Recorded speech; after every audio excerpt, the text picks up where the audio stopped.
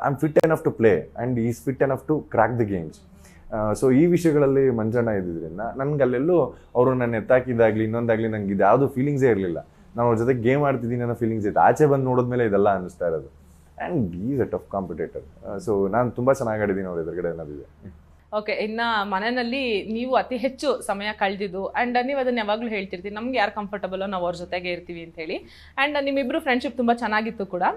But ಯಾಕೋ last ವೀಕಲ್ಲಿ ಸ್ವಲ್ಪ ನೀವು ಅವ್ರ ಮೇಲೆ ತುಂಬ ಸಿಟ್ಟಾಗ್ಬಿಟ್ರಾ ಅಂತ. ಅಂದರೆ ಸಣ್ಣ ಸಣ್ಣ ವಿಚಾರಕ್ಕೂ ಅಂದರೆ ಜಗಳ ಆಡೋದವ್ರ ಜೊತೆಗೆ, ಅದು ಸ್ಪೆಷಲಿ ಒಂದು ಫನ್ನಿ ಅನ್ಸುತ್ತೆ ತುಂಬ. ಅದು ಅವ್ರು ಬಂದು ಒಂದು ಜಾಕೆಟ್ ತಳ್ತಾರೆ, ನೀವು ಅದನ್ನ ಎತ್ತು ಕೆಳಗಡೆ ಬಿಸಾಕ್ತೀರಿ.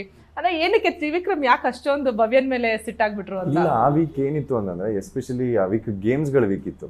C I am meant for the games ಅನ್ನೋದು ಇಡೀ ಮನೆಗೆ ಗೊತ್ತಿತ್ತು. ಎಲ್ಲೋ ಒಂದು ಕಡೆ ಗೇಮ್ ಸಿಗ್ದಿಲ್ದಾಗ ಇಟ್ ಈಸ್ ನಾಟ್ ಫ್ರಸ್ಟ್ರೇಷನ್. ನಾನು ಭವ್ಯ ಮೇಲೆ ಫ್ರಸ್ಟ್ರೇಷನ್ ತೋರಿಸೋಂಥ ಕ್ಯಾಟಗರಿ ಇಲ್ಲ. See I am 30 and she's 25.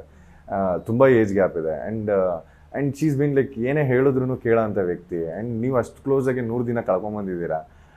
ಆ ಫ್ರಸ್ಟ್ರೇಷನ್ ಎಲ್ಲೂ ನಾನು ಅವ್ರ ಮೇಲೆ ತೋರಿಸ್ತಾ ಇರಲಿಲ್ಲ. ಯಾವಾಗ ಈ ಥರ ಚಿಕ್ಕ ಪುಟ್ಟ ನಡೆಯೋದು ಅದೊಂಥರ, ಈಗ ಮನೇಲಿ ನಾನು ನಮ್ಮ ಅಕ್ಕ ಆಡ್ತೀವಲ್ಲ, ಸೊ ಆ ಥರದ್ದು ಯಾವುದೋ ಒಂದು ಜಗಳ. ಈಗ ನಾನು ನನ್ನ ಫ್ರೆಂಡು, ಈಗ ನನ್ನ ಫ್ರೆಂಡ್ಸ್ ಕ್ಲೋಸ್ ಫ್ರೆಂಡ್ಸ್ ಒಳಗಡೆ ಇದ್ದಾರೆ. ಈಗೆಲ್ಲೋ ನಂಗೆ ಟೈಮಿಗೆ ತಂದು ಕೊಡಲಿಲ್ಲ ಅಂದರೆ ಅವ್ನ ಮೇಲೆ ಕೋಪ ಮಾಡ್ಕೊಳ್ಳೋದು, ಈಗ ನಾನೇನೋ ಮಾಡಲಿಲ್ಲ ಅಂದರೆ ಅವ್ನ ಮೇಲೆ ಕೋಪ ಮಾಡ್ಕೊಳ್ಳೋದು. ಈ ಥರ ಚಿಕ್ಕ ಪುಟ್ಟ ವಿಚಾರ ಇರುತ್ತೆ. It is not intentional, it happens. So ಆ ವಿಚಾರದಲ್ಲೆಲ್ಲ we were good.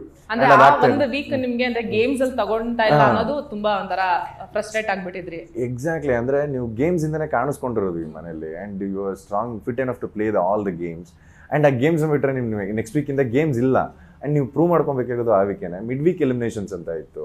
Mid week elimination ನೀವು ಸ್ಕಿಪ್ ಆಗಬೇಕು ಅಂತಂದ್ರೆ ಆಟಗಳು ಆಡಲೇಬೇಕಾಗಿತ್ತು. ಸೊ ನಾನು ಆ ಮೈಂಡ್ ಸೆಟ್ಟಲ್ಲಿ ಇದ್ದೆ. ಯಾವುದೂ ಗೇಮ್ ಸಿಗ್ತಾ ಇಲ್ವಲ್ಲ, ಇಲ್ಲಿಂದ ಹೋದ್ರೆ ಮತ್ತೆ ಈ ಗೇಮ್ಸ್ಗಳನ್ನೆಲ್ಲ ಆಡಬೇಕಾಗಲ್ವಲ್ಲ ಅನ್ನೋ ಇಂಟೆನ್ಷನ್ ಇದ್ದೆ.